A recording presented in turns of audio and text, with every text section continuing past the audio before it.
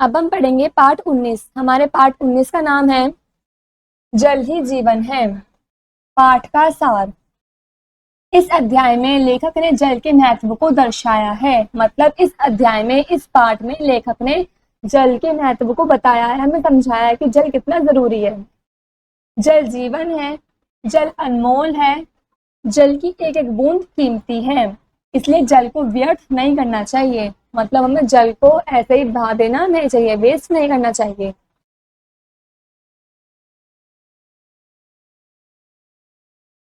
जल हमारे जीवन की आवश्यकता है। जल के बिना हम अधिक दिनों तक जीवित नहीं रह सकते। हम सभी प्राणियों को प्रभु ने अनंत जल दिया है। पृथ्वी के 2/3 भाग में जल है। जल हमारी सभी आवश्यकताओं को पूरा करता है। जल हमारी प्यास बुझाता है। जल से हम स्नान करते हैं, स्नान मतलब हम नहाते हैं। जल पेड़ पौधों को सींचता है। जल से हम अपने कपड़े साफ करते हैं। घर की सफाई भी जल द्वारा होती है।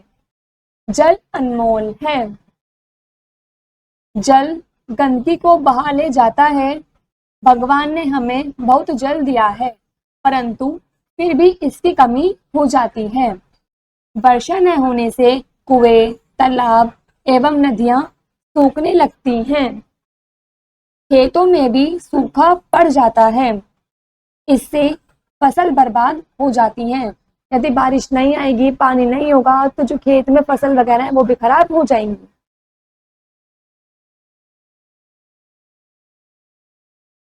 हमें जल की एक एक बूंद का उपयोग ठीक प्रकार से करना चाहिए।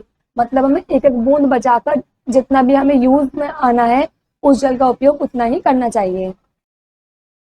पीने योग्य स्वच्छ जल हमें सरकारी नलों तथा हैंडपंप द्वारा मिलता है। हमें नल को खुला नहीं छोड़ना चाहिए। यदि आपका काम हो गया है तो आपको नल बंद कर देना चाहिए, उसको खुला नहीं छोड़ना चाहिए। पीने का जल सदैव ढककर रखना चाहिए। रुके जल पर मच्छर इकट्ठे हो जाते हैं, इससे बीमारी फैलती है। हमें गंदा जल इकट्ठे नहीं होने देना चाहिए। बरसात के दिनों में जल को संचित करना चाहिए। जल अनमोल है, जल ही जीवन है, इसे हमें बर्बाद नहीं करना चाहिए।